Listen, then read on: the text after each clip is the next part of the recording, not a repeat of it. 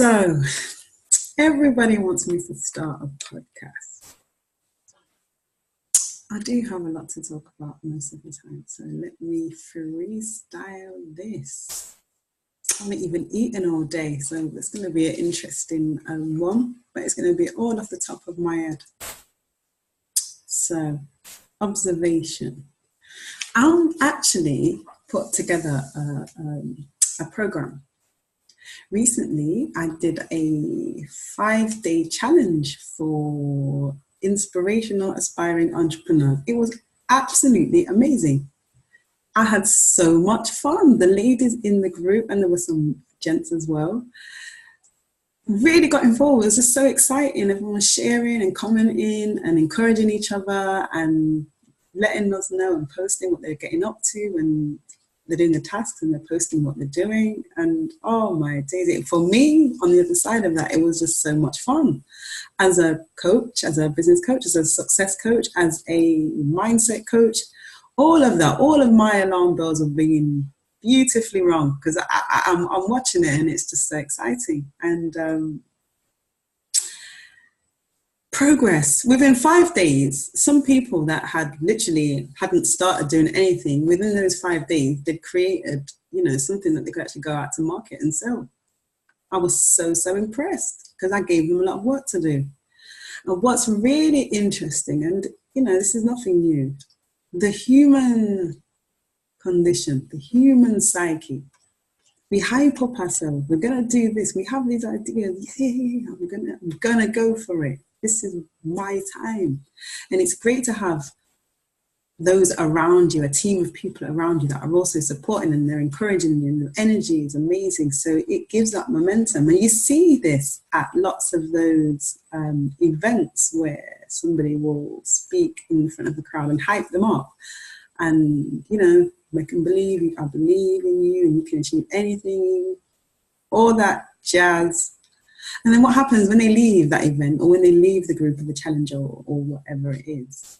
The momentum drops off. The momentum drops off, and then the desire to continue also drops off. But instead of just admitting that it's dropped off. So instead of just saying, do you know what? My motivation, my drive has just dropped off, and say, I need some help. What we do is convince ourselves of lots of different stories which seem real, because we're really good at convincing ourselves of stuff, but we can't move forward because we've got this to do and that to do, and my job and my children and my other stuff, and the person down the road, and the neighbor, and world climate change. The excuses people give for the reasons why they can't actually go for what they want is absolutely ridiculous, but understandable at the same time. I've been there, so this is no judgment. I'm kind of laughing at myself. I've done the same thing so many times. I've had so many great ideas over the years, and I haven't pursued most of them because, again, it's not just the lack of momentum. It's not just the lack of drive. In fact, that isn't really the problem. It's the negative self-talk that walks around with us in our head, and the accompanying feelings that brings. So we may have a thought that we're aware of, or we might not be aware of, but we'll get a feeling inside of us that just gives the feeling of, oh, can't do this. It's not going to work. It's going to be too hard. Oh, it's not the right time. I've got other things to think about.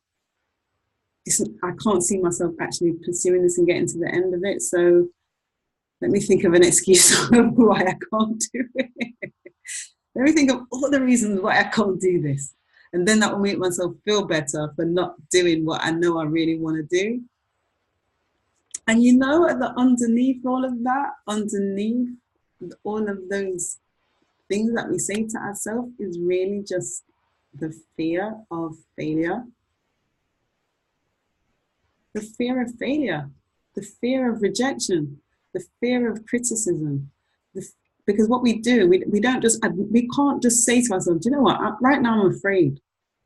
I am just afraid. We don't do that.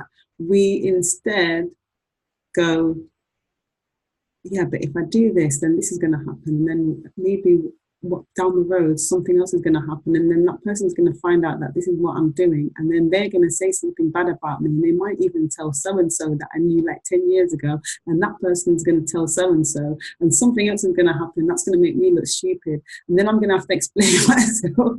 This is what the voice in their head does. Yours might say slightly different things to mine, but it's still there. And it's still convincing you that you can't do what you actually really want to do for these 1,000,001 reasons.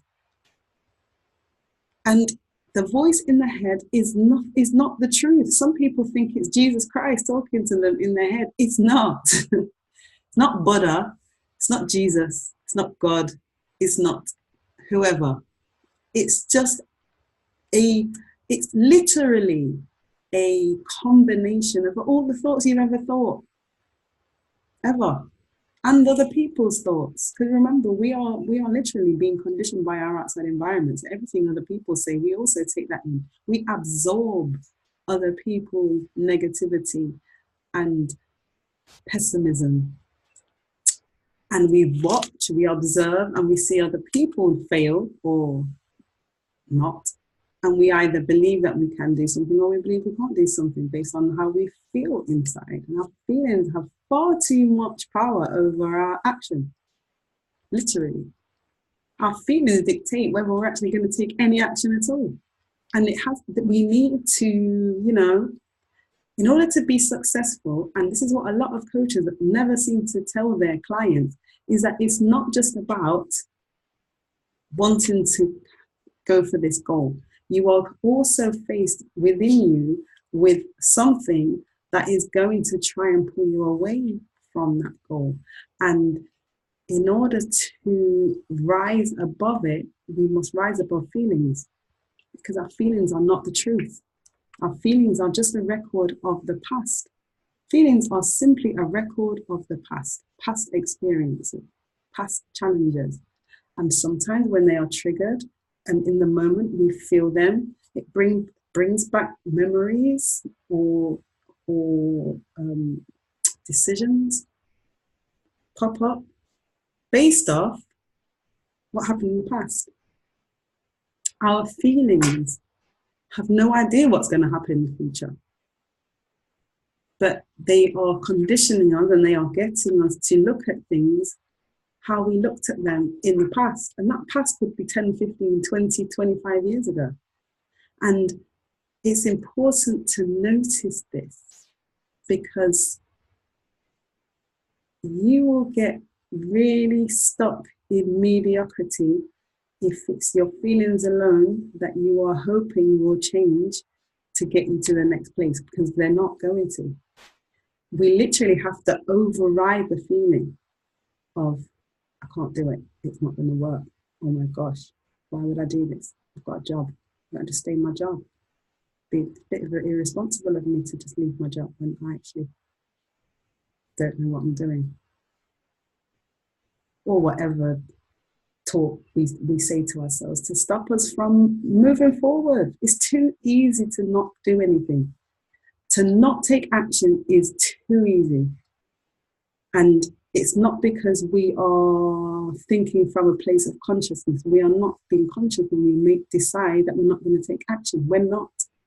We are completely absorbed by our conditioning, because it's our feelings that are telling us to not move forward. It's our feelings that are saying, maybe another time, maybe in 6 months' time, I'll feel like I can actually do it. I know, because I've felt this and I've done this and I've been there and I've put off so many. I would probably be a multimillionaire by now if I'd actually taken the action on the things that I said I was going to do. Years ago, 10 years ago, I had ideas of things I was going to pursue, and I didn't, because when it came to it, when push came to shove, I got scared of, it was overwhelming. The actual possibility that I could turn something from zero into something huge scared the hell out of me, as did the thought of me turning something from zero into minus something. That was so scary, scared the hell out of me. So it's important to notice that all of this is not reality, it's just thoughts. And thoughts, our thoughts dictate our next steps. Thoughts and feelings dictate our next step. Our thoughts and our feelings dictate the actions that we're going to take. And it is too easy to not take any and to just plod on in the same circles and in the same situations and doing the same things over and over and over again and getting down when nothing changes. Nothing is going to change. Nothing is going to change. It's never going to be the right time. You're never going to get to a point where, okay, now is the right time, because that is never going to happen. Those feelings will remain until you decide to override them and to rise above them and just decide, okay, I'm going to go all in. I'm going all in. Just like I'm always, anyone that knows me hears me saying it, you have to go all in, regardless of the feelings. The feelings are just feelings. They're just bodily sensations. They don't actually mean anything. They don't mean anything. They're just records of the past. It's a reminder of what happened in the past. Can't help you going forwards. They can't help you going forwards. Our feelings are highly important, but they are skewed. They are faulty. They are faulty from years of believing things that aren't true. So they're not great indicators of whether we should or shouldn't do something, especially when it comes to our growth and our development and our success and our opportunities. If we feel scared, it's probably an indicator that we should actually do it. Because fear and growth are part of the same capsule of energy. You can't grow without fear. You can't move forward without feeling some fear, and it's often a huge amount of fear. And it's a case of learning to embrace the fear. We hear it all the time, but it's so true. We think that we can't handle it, but there's nothing we can't handle. We're adults now, we're not children. A lot of our feelings are based off childhood feelings. But we're not children anymore. So we can handle whatever comes our way. No matter what happens, we can handle it. And if we give ourselves a chance, if we can just give ourselves a chance to experience what's on the other side of our fear, but we'll never know, because we don't want to be comfortable. We don't want to feel fear. We don't want to feel pain. And it's emotional pain we're avoiding. It's not even physical pain, it's emotional pain. So for a freestyle, that was all right. Give myself a little bit of props. I'm gonna eat now. I'll come back and give you a whole next flavor. When I've got energy inside of me from the calories, I'll have a whole heap more to say. Send me some requests of what you want me to talk about. I'll talk about anything. I do like to chat. So yeah, that's just the message for anyone that wants to do something. They know they want to do something, but they are just not. They're just not. And also, just to end, I don't care how much meditation you are doing. I don't care how spiritual you are. I don't care how many crystals you have, how many oils you burn, how many retreats you go on, or all those beautiful, lovely things. If you don't take action, if you don't actually do anything, you're not going to get what you want. Law of attraction is beautiful, but action is also required towards what we want. We can often get stuck in our magical child archetype wanting it to just fly out of the sky and land, land right where we are because we meditated for half an hour. Wow, that would be great. And I'm not saying it could never happen. It happens. Miracles absolutely do happen. But if you want to be able to be consistent with those miracles, if you want consistency, if you want to be able to say, okay, I'll have this, I'm running this thing, and it gives me regular income. It gives me a regular satisfaction. I'm actually doing something that I really love. Your action, your active participation is required. Absolutely. We cannot pray it into reality. We have to bring it with our amazingness, with our creativity. We bring it into reality, along with all those beautiful other tools that we can use. But our action is absolutely imperative.